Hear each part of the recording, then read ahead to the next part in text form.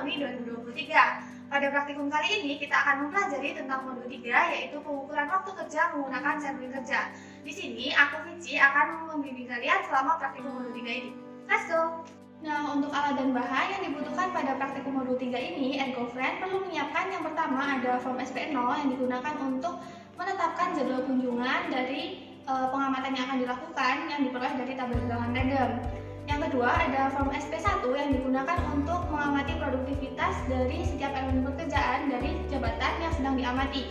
Dan yang terakhir yaitu kita membutuhkan form SP2 yang digunakan untuk menetapkan faktor penyesuaian dan kelonggaran dari setiap elemen pekerjaan yang dibutuhkan. Untuk faktor penyesuaian yang digunakan pada modul 3 ini kita menggunakan metode Westinghouse, sedangkan untuk faktor kelonggaran yang kita gunakan itu kelonggaran yang didasarkan pada kebutuhan pribadi, menghilangkan kelelahan dan hambatan-hambatan yang tidak terhindarkan. Pada praktikum modul 3 kali ini, ErgoFriend akan melakukan pengamatan pada tipe pekerja non-produksi dengan beban kerja yang tetap dan berubah. Jadi, ErgoFriend dapat melakukan pengamatan pada pekerja seperti karyawan restoran, karyawan bank, karyawan percetakan, cleaning service, dan sebagainya. Prosedur praktikum yang pertama, ErgoFriend dapat menetapkan jadwal kunjungan berdasarkan tabel bilangan random yang kemudian akan dituliskan pada form SP0. Nah, untuk praktikum modul 3 ini, untuk waktu pengamatannya itu ditetapkan selama 5 jam kerja. Kemudian, untuk langkah keduanya, ErgoFriend dapat mengobservasi elemen pekerjaan apa yang akan kalian amati pada pekerja yang sedang diamati, yang kemudian akan dituliskan pada form SP1 dan form SP2. Setelah melakukan dua langkah tersebut, ErgoFriend dapat mulai melakukan pengamatan pada tempat yang telah ErgoFriend tentukan.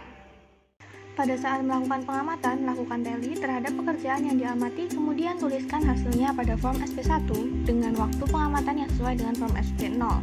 Bersamaan dengan itu, ErgoFriend juga perlu mengamati untuk menentukan faktor penyesuaian dan kelonggaran yang akan diberikan pada pekerja yang diamati dan kemudian dituliskan pada form SP2.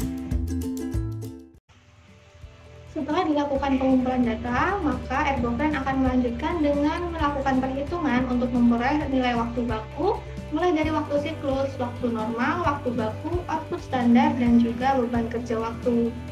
Tapi sebelum itu, akan dilakukan uji keseragaman data terlebih dahulu untuk mengetahui apakah data yang kita kumpulkan sudah seragam atau belum, dan apakah bisa dilanjutkan ke tahap berikutnya, yaitu perhitungan waktu baku itu tadi.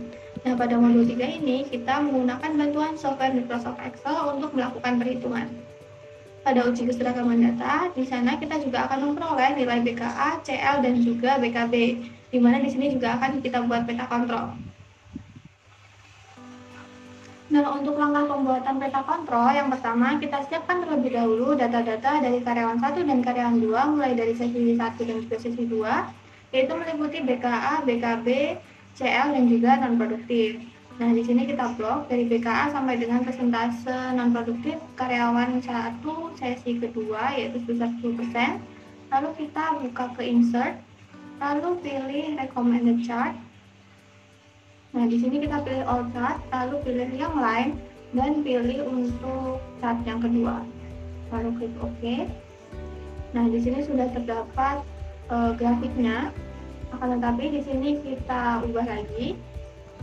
Untuk chart elements yang kita centang yang axis title, chart title, dan juga data label. Lalu di sini juga ada guideline dan juga legend, itu tidak perlu diubah lagi.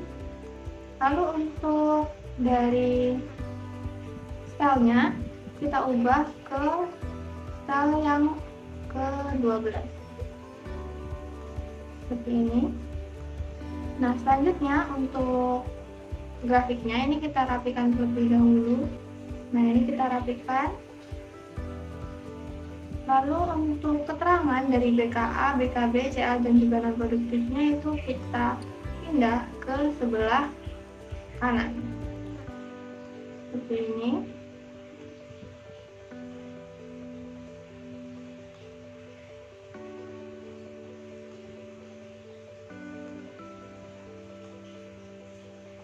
Disesuaikan saja agar rapi.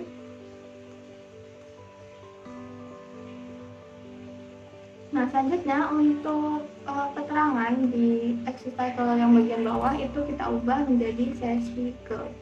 Sedangkan untuk yang samping itu kita ubah ke persentase. Dan untuk judulnya ini kita ubah ke pesta karyawan 1. Nah, di sini kita sesuaikan lagi, dirapikan. Lalu untuk di sini kan juga terdapat data. Nah, ini kita juga rapikan agar bisa terbaca dengan baik.